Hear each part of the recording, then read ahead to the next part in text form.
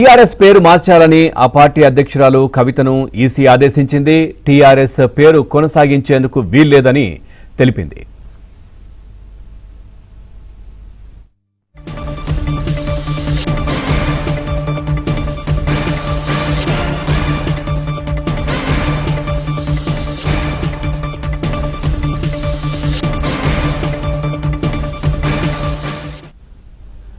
TRS పేరు మార్చాలని ఆ పార్టీ అధ్యక్షురాలు కవితను ఈసీ ఆదేశించింది. టీఆర్ఎస్ పేరు కొనసాగించేందుకు వీల్లేదని లేఖ పంపించింది. టీఆర్ఎస్ పేరుపై ప్రజల నుంచి అభ్యంతరాలు వచ్చాయని 15 రోజుల్లో 3 ప్రత్యామ్నాయ పేర్లు సమర్పించాలని సూచించింది. ప్రత్యామ్నాయ పేర్లు ఇవ్వకపోతే దరఖాస్తు క్లోజ్ చేస్తామని ఆదేశించింది. ఈసీ నుంచి వచ్చిన 2 అభ్యంతరాలకు సమాధానం ఇచ్చామని, కొత్త పేర్లు ఇచ్చేది లేదు, న్యాయ పోరాటానికి సిద్ధమని కవిత స్పష్టం చేశారు.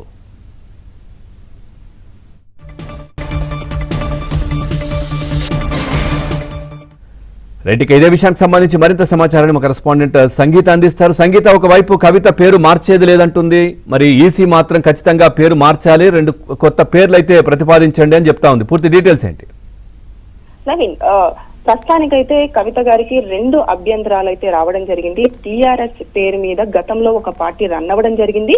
దాంతో పాటు తెలంగాణ అనే పేరు తెలంగాణ ప్రజల గుండెల్లో నిలిచిపోయింది కాబట్టి దానిపైన కొంచెం గందరగోళ వాతావరణం నెలకొంది కాబట్టి ఆ నేపథ్యంలో టీఆర్ఎస్ అనే పేరు కాకుండా తెలంగాణ రాష్ట్ర సేన అనే పేరును మార్చేసి మీరు మరొక 3 కొత్త పేర్లను మీరు ఈసీకి సమర్పించాలి, దాంట్లో నుంచి ఒక పేరును మీకు కేటాయించడం జరుగుతుంది అని చెప్పేసి కవితకి ఒక 2 అభ్యంతరాలు, సిద్దిపేటలోని తెలంగాణ రాజ్య సమితి నుంచి ఒక అభ్యంతరము, అదే విధంగా సోలాపూర్ నుంచి తెలంగాణ పేరు మీద ఒక పార్టీని నామకరణం జరిగింది, దాని నుంచి ఒక 2 అభ్యంతరాలు మాత్రమే ఆవిడకి అధికారికంగా పంపించడం జరిగింది. దాన్ని చూసిన కవిత కూడా మొత్తం దానికి సంబంధించిన ఎక్స్ప్లెనేషన్ అంతా కూడా ఇవ్వడం జరిగింది. పార్టీ పేరుకు దానికి దీనికి ఉన్న తేడాలేంటి, దాన్ని ఏ విధంగా పోరాటం చేస్తుంది, మేము ఏ విధంగా ముందుకు వెళ్ళాలనుకుంటున్నాము అని చెప్పేసి అనే దానిపైన కూడా ఆవిడ స్పష్టంగా దానికి ఒక రిప్లైని కూడా ఇవ్వడం జరిగింది.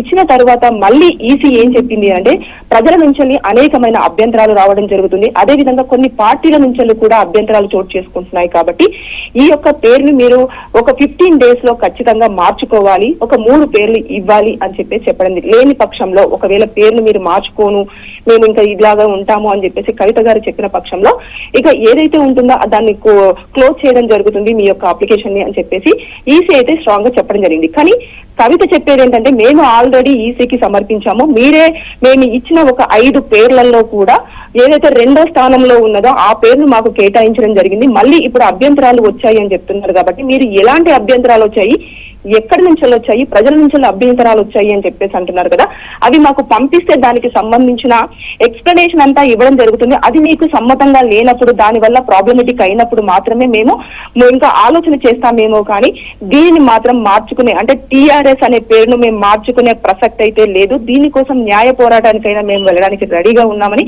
ఆల్రెడీ లీగల్ గా కూడా ప్రొసీడ్ అయిన సందర్భాలు కూడా మనకు కొన్ని చోట్ల కనిపించడం జరుగుతుంది.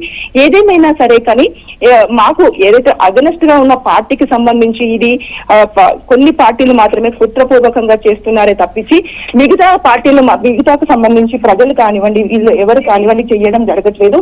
దాంతో పాటు ఇక్కడ చూసుకుంటే కూడా ఏంటంటే ప్రజలు తెలంగాణ పేరుతో మేము ఏదైతే న్యాయ పోరాటాలు చేస్తున్నామో అవన్నీ ప్రజలకు ఉపయోగపడే విధంగా ఉన్నాయి కాబట్టి మమ్మల్ని అడ్డుకోవాలి, మా పార్టీని ప్రజల్లోకి రాకుండా చేయాలి అన్న నేపథ్యంలోనే ఇలాంటివన్నీ చేస్తున్నారు తప్పించి 700 అభ్యంతరాలు 800 అభ్యంతరాలు అనేవి అధికారికంగా మాకు చూపించకుండా ఓన్లీ 2 అభ్యంతరాలు పంపించి పేరు మార్చుకోవడం అనేది సరైన పద్ధతి కాదు. ఈసీ కొంచెం ఆలోచన చేయాలని చెప్పేసి అయితే కల్వకుంట్ల కవిత గారు చెప్పడం జరుగుతుంది. Ravi, right, thank you Sangeetha, thanks for the updates.